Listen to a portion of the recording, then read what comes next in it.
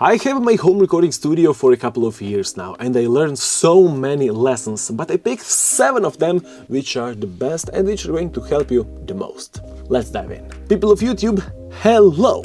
Michael is here from Micro Audio, and I have my home recording studio for 5 or 6 or even 7 years now, and it's been upgraded every here and then, and I learned some key lessons during this pretty big call for me, and I want to share them all with you. So here is 7 lessons which I learned from my home recording studio. Number 1 is don't buy expensive gear at first. We always want to have the greatest microphone, the greatest processors, the greatest audio interface, and we didn't even recorded a voice or a line of a guitar riff or something like that. So yes, don't buy because you don't know if this gear is going to really help you. Maybe you will need something else and you don't know it yet, so don't spend too much time on it. Go with a cheaper option and see if that's really the fit for you. If you buy a huge audio interface with 18 inputs, like my here Scarlett 18i20, you have 18 inputs and you're recording a voiceover. You have one mic. You spend so much money on audio interface while you could have spent it on a microphone, for example, or on a good piece of headphones. So think about it. If you have some money, then of course, go with the highest quality. If you don't, then at first save, see how the things are going, and see where you want to spend the rest of your budget. Number 2 is don't buy the biggest piece of, that's the lowest price possible, because probably the quality is going to be that great. So search on YouTube, search on my channel for some home recording setups, etc., and see which one is going to be the best for you. Type in a studio, home recording studio under $100, under $300, under $500, under $1,000, and see what's the best for that money. Because people are going to suggest you what is the best for the money you have, but in the same time you will have a nice and clear and clean quality. And that's what you want. You don't want to be so cheap that the quality is the worst ever, so you can't even sell that thing which you are doing. So don't go for the cheapest one, don't go for the most expensive one, do something in the middle, more on the cheaper side at first, and then scale it gradually. Number 3 is I have never planned 3 steps ahead of me. Because sometimes in a home recording studio you need to have a plan. What should I do with this piece of gear? The main question is this new equipment or new software or new plugin or new PC going to save me time or money? Is it time or is it money? Because if it saves me time, that's great. I'm here, I'm cool, and I can use this time for something else. If it's going to save me money, that's great as well. But if it's cost me a lot and it doesn't give me something in return, then what happened? I spent the money and nothing happened. So be aware of that. Plan if I want to buy a new, for example, headphones. If I want to buy, for example, new headphones, how will that affect me? Is my quality going to be better? If it's my quality better, if I can hear more frequencies, better sound, I can sell my things for more money.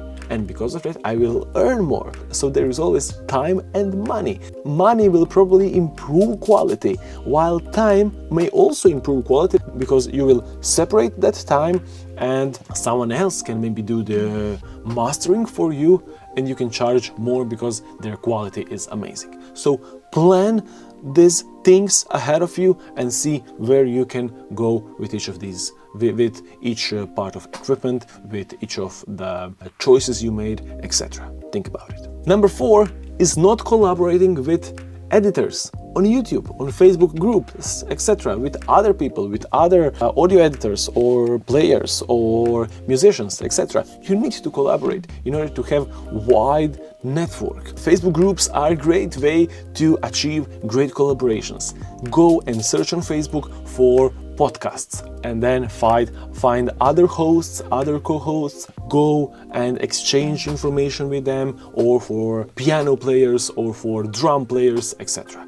Go and collaborate with others. That's going to give you a huge boost in your confidence, in your relationships with other artists, and maybe they will invite you for a collaboration on an album, on a podcast, or in their studio. You will see their gear, and that's the main part for being a home recording studio owner. Number 5 is not giving away free stuff. Go and do that right now if you're done doing it already. Free songs, free downloads, free books, free guitar riffs, free piano tracks, loops, samples. Do that for free in exchange for people's email address or contact phone or something when you can reach them out. If you don't want to do that, then just do free stuff on YouTube, offer free download link, etc. If you're doing one part of your business for free, I'm doing many DJ drops and DJ intros for free. We are giving more than 5,000 DJ drops and intros for free every single year, and that's great because Microjingles is very recognized by these things, and we have so many people coming back in, buying some stuff from us, and that's amazing. Number 6 is hire people for the time-consuming tasks. If you want to really feel creative and if you want to leverage the time you have for creative tasks, which you should do if you're an artist, then time-consuming tasks leave for someone else. For example, an audio editor, video editor, someone who's doing mastering, or if you don't know doing the visualizers for YouTube, then leave that for someone else. If you can afford it. If you can't afford it, then do it by yourself. You will know that for sure. But hire people for some stuff, for time-consuming tasks, and for the tasks you are not expert in. And number 7 is reinvest in yourself. Books, courses, softwares, anything which can scale your knowledge, which can scale your experience, when you can have something to be up to date with the current things in industry. Go for that. Is it a subscription to a magazine? Is it a subscription for a podcast or for a show or maybe an event or something like that? Go for it. You need to have many different experiences. You need to gather those experiences and to apply them. Of course, those you like, you need to apply them to your own business, because your home recording studio is your business. It can be your business. If you don't want it to become, nothing wrong with that. But if you want it to be profitable, if you want it to make some money, then go for it and leverage books, courses, softwares, plugins, which can make a significant difference between your work and someone else's. I hope this video helped you, because these lessons are those which I didn't do when I started my home recording studio 5, 6 or 7 years ago. If I wanted to start it today, I would go through all this list and to apply them all right now. Let me know in the comments down below, what do you think? Which of these is the one you are not doing?